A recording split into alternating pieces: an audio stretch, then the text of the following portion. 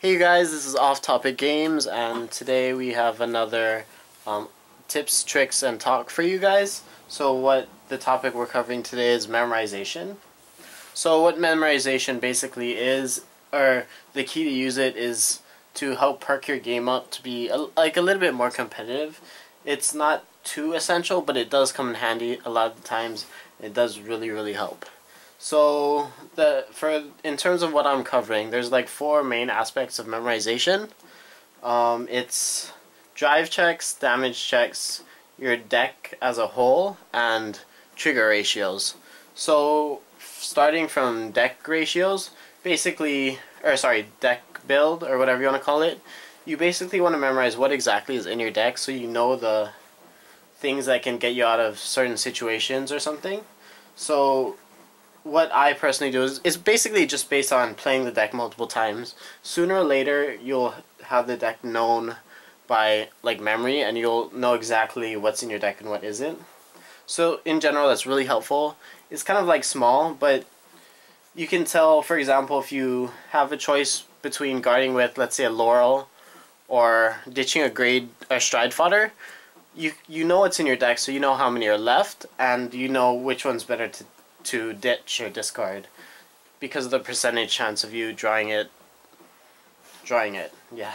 So the next memorization is trigger ratios. This one really comes in handy. It's kind of small, but I laid out a certain example for you that you can see here. Currently there are 25 cards in the deck, and you can count there should be 7 triggers out. 1, 2, 3, 4, 5, 6, and then 1 in my hand.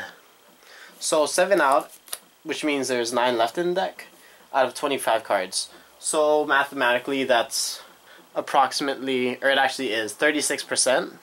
So 36% chance to trigger. So let's say I stride and I have 3 drive checks. So and the opponent guards for 2 to pass. So my first check, 1 trigger. Now both sides decrease because 1 trigger is out of the deck and 1 card is out of the deck. So that's 8 out of 24. 8 out of 24 is really easy. It's 1/3, so 30% chance to the trigger. And if I want to put it on the Vanguard, all I need is 1 more trigger. So at this moment I'm thinking, do I want to put it on the Vanguard? If the next card is a trigger, okay, then I get it, I win. But if it isn't, that percentage goes up.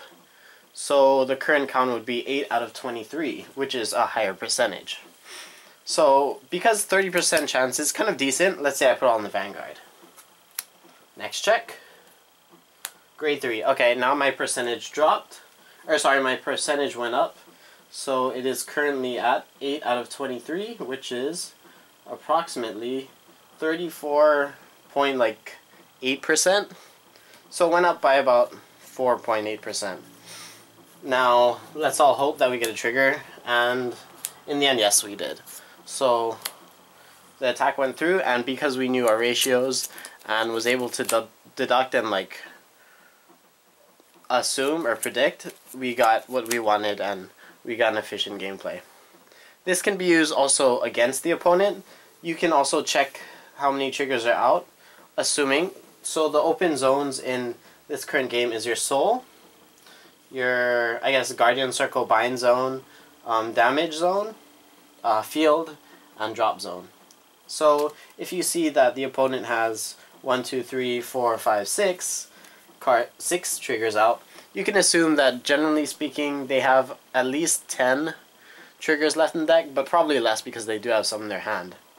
So how do you know how many triggers they have in their hand? Well, that's another thing. That's memorization based on your their trigger checks. So what you can do, it's kind of hard actually to memorize all of the opponent's trigger checks, but it will kind of help you a lot in the gameplay when you know when to push and what to do. Because if you see them check, let's say, a Silent Tom on the field, and your opponent already, or let's say they check a Laurel, that makes more sense. They check a Laurel on their drive check, and there's already a Laurel on board. You know that if you do kill it, they'll just replace it. So you don't want to push yourself to kill it too much. You just want to slowly kill it and kill them all off. So yeah, what I did when I was beginning is I didn't know what any of the cards were, so when something got drove check, I read the entire card, knew what it did, and then try to predict what would happen from there with that specific card. So let's say they drove check adult. Okay, now I know that they do have adult, what it does, and what it can do for them, and what it can do against you. Sorry, that's a little bit confusing, but hopefully you kind of understand it. Memorizing your opponent's trigger checks is very helpful, but because you have to assume that they're doing the same thing right back to you, you want to try and guard or get rid of the cards that they know you have. So that's the other side of it. It's memorizing your trigger checks. So let's say your hand is something weird, kind of like this. This is your current hand. Let's say the Heavy Duke went through, but for some reason they're still alive. So what we drove check were these three cards. These three cards are public knowledge. The rest, they're not public knowledge. So a little nifty, kind of like a trick to do is, as long as your opponent doesn't know, what you do, or I guess it doesn't matter too much, you can do is put your drive checks in a certain part of your hand and leave a marker so that you know where it starts and where it ends. So these three cards are drive checks, right? And this is my marker. It's a... Oh, I know I have an SP here somewhere. Oh, it's not there. Let's say my marker was an SP Sinbuster that I want to break ride to win the game, or something weird. So that's my marker, and then I know that these three cards are damaged, or public knowledge to the opponent, and the rest of the cards aren't. So what I would do, for example, is let's say I stride with Heavy Duke again, and I drive check. So these are the cards, these are public knowledge, they're at the bottom. I drive check one, a heal trigger, okay. Put it to the bottom, yeah. Drive check two, Buster, and drive check three, heal. So these three cards go at the bottom. Now, if for example I drove check a draw, the draw would go to the bottom, and whatever I drew would go to the top. Now, when you activate Heavy Duke skill and draw, you just draw and you can put it wherever you want. Oh, there's the SP. So, yeah, you just put it wherever you want. Now, if you have a habit of like card shuffling or shuffling your hand like I do, what you can really do is just kind of do it and then just do it back and forth. So, in essence, nothing really gets changed. You still have a marker right here, and you still have the cards that's in your hand. Oh, sorry. I hope you guys can see it. But, yeah. So that's a little small trick that can help you memorize what you drive checked. Or not memorize, but keep a notice of what you guys drive checked. And when you guard, you can just guard with the cards that you drove checked, so that there's less cards in your hand that your opponent knows. So that's basically it. Thank you guys for watching.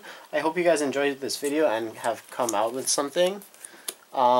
Please look forward to the next matchup, deck profile, or tips, tricks, and talk, whatever you guys are interested, and I hope to see you all soon.